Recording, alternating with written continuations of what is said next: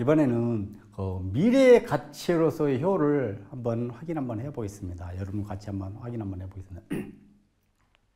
그러면 자기적인 효라는 것은 무엇이냐? 자기적인 효. 자기 자신이 건강하고, 내가 건강하고, 내가 입신양면을 해야지만 누군가한테 이야기를 할 수가 있고, 효도 할 수 있고, 애절도 할 수도 있고, 국가를 지킬 수가 있는 것입니다. 그래서 내가 건강하지 못한다고 하면 불효, 또 어떻겠습니까? 사회에서 활동도 하지도 못하지. 또 국가를 지킬 수 있는 국방 업무도 할 수 없지. 이런 것들이 있기 때문에 자기 건강이 제일이라는 겁니다. 효 중에서는 그래서 자기 건강이 제일이고, 건강을 잃어버리면 아무것도 할 수 없다는 것입니다. 건강을 잃어버리면 아무것도 할 수 없으니까 자기 건강을 잘 챙겨야 됩니다. 그러고 난 다음에 입신양명을 해야 된다. 자기가 노력을 해서 내가 앞으로 무엇을 할 것인가, 그 방향을 잘 설정을 할 때, 이거 방향을 설정을 할 때 뭐를 또 기준을 삼아야 되느냐, 우리가 배운 효 교육을 통해서 기준을 삼아서 우리가 자기가 건강한 삶을 가지고 입신양면하는 그런 자기적인 효를 실행을 해야 될 것 같습니다. 두 번째, 가정적인 효인데, 이 가정적인 효는 무엇이냐? 가족 구성원들의 도리라고 생각하시면 되겠습니다. 계속 지금 우리가 가정에 대해서 나오고 있는데, 가족 구성원들의 도리는 무엇인가? 예를 들어서 부모가 해야 되는 일, 자녀가 해야 되는 일, 또 부부가 해야 되는 것, 서로 부부가 해야 되는 것들, 그 다음에 이제 형제간에 해야 되는 것들, 이런 것들이 이 가정적으로 우리가 어떻게 해 나가야 되는 것인가를 굉장히 이렇게 중요한 겁니다. 그래서 여러분들 많이 들어보셨을 거예요. 가화만사성이라는 가화만사성. 가화만사성이라는 건 무엇이냐? 가정이 행복해야지만 모든 것이, 가정이 화목해야지만 모든 것을 편하게 살 수가 있다라는, 성공할 수 있고, 그래서 가정이 그만큼 중요하다는 것입니다. 그래서 우리가 이야기하십니까? 가정에서의 행복은 사회, 국가로부터 이어진다. 모든 것이 가정에서 이루어진다는 것입니다. 그 세 번째, 이제 사회적인 효인데, 우리가 이웃과 더불어서 상생하는 삶을 이렇게 살아야 된다. 우리가 지금 노인 무료 급식이랄지 이런 것들을 많이 하고 있습니다. 그거는 뭡니까? 이 노인 무료 급식이라는 것은 우리가 노인들이 힘들어하는, 경제적으로 힘들어하는 분들, 그 다음에 정신적으로 힘들어하는 분들을 위해서 우리가 급식을 하든가 아니면은 부모들을 도와준다든가 이렇게를 하고 있는데, 그게 사회적인 거. 그리고 이제 우리가 우리 청소년들을 위해서 어떻게 우리가 보호를 해줘야 될 것인가, 일탈된 우리 청소년들을 어떻게 관리하고 보호해줘야 될 것인가, 이게 이제 사회적인 효라는 것입니다. 그래서 이제 가정에서 보호를 받지 못하는 우리 청소년이나 노인들을 위해서 우리 사회에서 무료 봉사라든지 무료 급식 이런 것을 하고 있는데, 이거는 굉장히 좋은 취지라고 생각을 합니다. 누구나 그런 건 쉽지만은 않습니다. 무료 봉사, 무료 급식 이런 거는 쉽지만은 않지만 자기 재산을, 사재를 털어서 아니면 자기 시간을 내서 하는 거기 때문에 이거 굉장히 중요하다라고 생각이 됩니다. 이제 네 번째, 이제 국가적인 효인데, 국가적인 효라는 거는 국가가 이제 정부가 주축이 돼서 하는 사업을 이야기를 하는데, 예를 들어서 어린이날, 그 다음에 어버이날, 그 다음에 노인의 날 이렇게 있는데, 1년 365일 이걸 가지고 우리가 어린이에 대해서 어린이날 1년 365일 어린이에도 관심을 가질 수가 없는데, 단 하루라도 5월 5일 어린이날 달 하루라도 어린이들에 대해서 관심을 좀 가져달라는 그런 취지에서 만들어 놓은 겁니다. 그리고 이제 그 어버이날 같은 경우도 마찬가지고, 그러면 혹시 노인의 날을 혹시 기억을 하십니까? 알고 계십니까? 노인의 날. 노인의 날은 10월에 있습니다. 10월 달에. 노인의 날은 10월 달에 있는데, 10월 1일 국군의 날과 10월 3일 개천날의 중앙인 10월 2일에 노인의 날이 있습니다. 그래서 이것도 기억을 하셔가지고 12월 달에는 아주 우리 국경일이 많은데 그날 하루마다 우리 노인들, 그다음에 부모님들 생각하는 그런 날이 되었으면 하는 바람입니다. 그래서 우리가 하루라도, 단 하루라도 관심을 갖는 그런 시스템이 필요하지 않냐라는 생각을 해봅니다. 지금까지 우리가 이제 효에 대해서 공부를 해왔습니다. 효에 대해서 공부를 해왔는데, 그러면 우리는 지금 실천을 어떻게 하고 있는지에 대해서 한번 알아보겠습니다.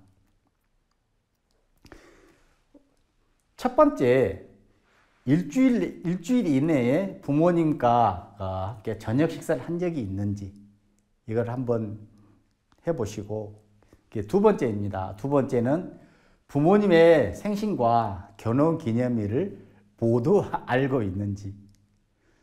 그 다음에 이제 세 번째는 부모님이 가장 받고 싶어 하는 선물이 무엇인지에 대해서 여러분들이 한번 생각해 봐야 될 것 같습니다. 그리고 이제 네 번째는 부모님께 마지막으로 우리가 안부절을 한 것이 일주일 이내인지 아니면 일주일이 넘었는지에 대해서도 한번 생각을 한번 해보시고, 그리고 이제 우리 부모님들이 가장 좋아하는 음식이 무엇인가 한번 고민 한번 해보십시오. 또 이제 여섯 번째는 부모님을 위해서 이제 우리 홍삼이랄지 아니면 건강보호제 이런 것들을 구입을 한번 해본 적이 있는지, 그 다음에 일곱 번째입니다. 그래서 이제 1년 이내에 부모님과 함께 여행을 떠난 적이 있는지, 그 다음에 여덟 번째는 3개월 이내에 아버지, 그 다음에 어머니와 함께 우리가 목욕탕에 가서 같이 목욕을 해본 적이 있는지, 그 다음에 함께 손편지를 써드린 적이 있는지에 대해서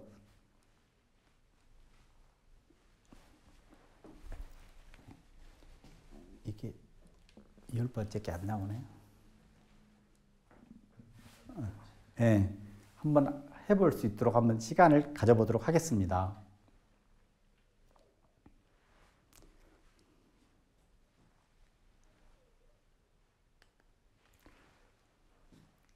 여러분들 이렇게 통지표를 이제 다 받으셨을 겁니다. 여러분들 통지표를 받으셨는데, 여러분들 한번 통지표를 한번 하나를 받으신 분, 하나에서 두 개를 받으신 게 하나도 못 받고 하나를 받으신 분을 한번 여러분 손 한번 들어보십시오.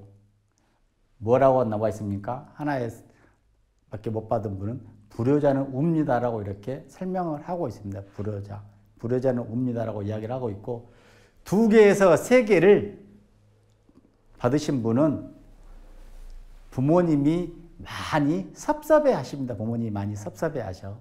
그래서 부모님한테 다시 한번 이렇게 빨리 감사의 편지나 이런 것들을 드려야 될 것 같습니다. 전화를 드리든 해야 될 것 같습니다. 그리고 이제 4개에서 6개 이상을 이렇게 받으신 분들은 우리 평균 이상입니다. 평균 이상. 그리고 7개에서 8개 받으신 분은 이 시대의 진정한 효녀이십니다. 효녀이십니다. 그리고 이제 9개, 10개 이렇게 받으신 분들은 21세기의 심청이라고 여러분들을 칭하고 싶습니다. 그래서 여러분들은 예를 들어서 평균 이하를 받으신 분들은 다시 한번 이렇게 생각을 해봐야 될 것 같습니다. 내가 어떻게 효를 실천해야 될 것인지, 실천을 하면은 어떤 방법으로 실천을 해야 될 것인지. 그러니까 실천이라는 것은 이렇게 우리 효라는 것을 이렇게 크게 거창하게 생각하지만은, 효라는 것은 크게 거창하게 생각하면 아무것도 할 수가 없습니다. 효는 예를 들어서 옛날 우리 효라는 이런 거지 않습니까? 부모님이 대소변 받아내고 내 허벅지 잘라서 부모님한테 드리고 또 내 자식이 부모님 밥을 이렇게 훔쳐 먹는다고 그래서 내 자식을 이렇게 산에다가 묻으려고 하고 이런 거였는데 그런 게 효가 아니고 지금의 효는 정말 간단하면서도 쉽게 할 수 있다는 것입니다. 효라는 거. 예를 들어서 지금 말씀드렸다지 지금 바로 이 시간에 여러분에게 말씀드리는 거는 지금 전화 한 통화 해드리는 부모님과 전화 한 통화 그 다음에 자녀들에게 사랑한다는 말 또 친구한테 그 문안 인사하는 거 이런 것들이 바로 이렇게 효라는 것입니다. 여러분들은 이렇게 효를 이렇게 크게 뭐 심청이의 효, 그 다음에 뭐 조말의 여사의 효 이런 것만 생각하시지 말고 효는 간단하게 생각을 하셔야 된다라는 말씀을 드리고 싶습니다.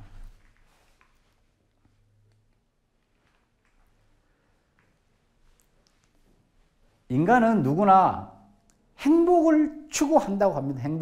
인간은 누구나 행복을 추구하는데 이것은 행복 연구가들이 해놓은 건데 행복을 추구하는 데는 제일 중요한 게 무엇이냐?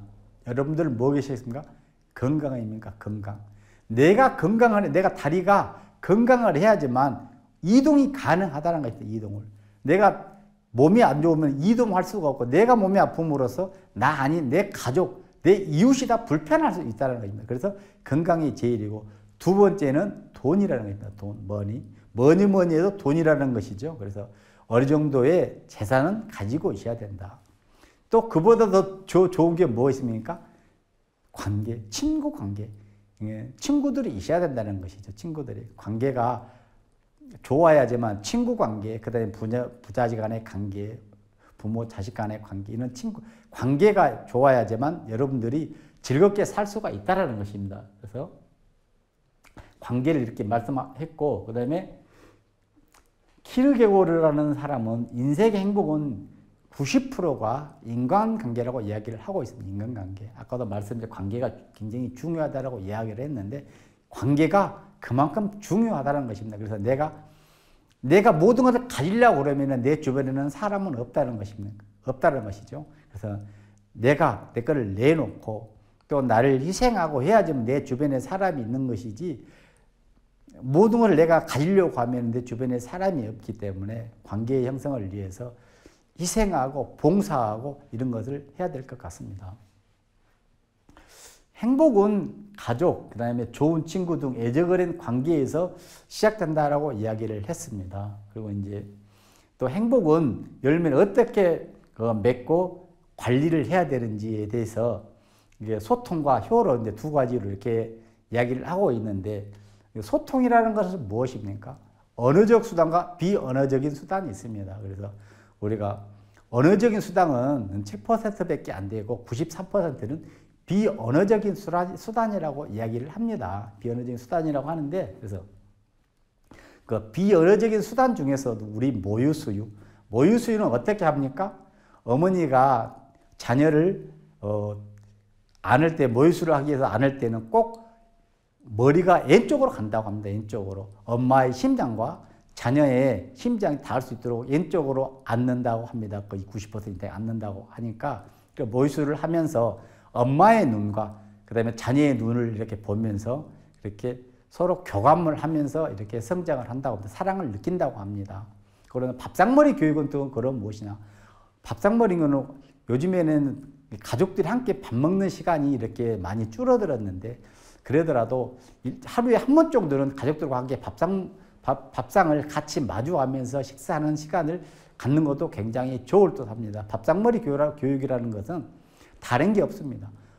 아버지가 됐든 어머니가 됐든 간에 우리가 맛있는 음식을 해줬을 때 그거를 자녀들이 감사하고 그 다음에 어머니가 해준 거는 아버지와 자녀들이 감사함을 느끼고 아버지가 해주셨으면 어머니와 자녀들이 감사함을 느끼면서 그거를 우리가 산다라는 것이죠.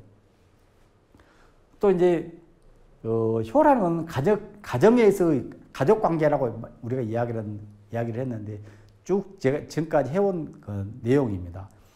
가족이 행복하기 위해서는 가족 모두가 즐겁게 이야기를 해야 된다는 것입니다. 그래서 이제 이런 걸 하면은 자유쌍칙나 가만사생하는데 자유쌍칙이 아니라 자녀들이 효도를 하면은 양쪽 부모가 행복하다고 이야기를 하는 것이고, 그다음에 가화만사성이라 가정이 화목하면은 모든 것이 이루어진다라는 이야기입니다.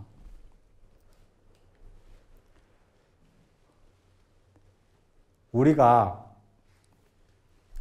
효를 실천하면은 어떻겠습니까? 내가 효를 실천하고 내가 효를 실천하면서 내가 살고 또 내 가족이 살고 또 내가 가지고 있는 우리 푸른별 마을이 산다는 것입니다. 그래서 우리 모두가 행복해지기 위해서는 또 하나의 공동체가 되면서 우리 모두가 행복해지는 그런 마을 공동체가 되었으면 하는 바람입니다. 감사합니다.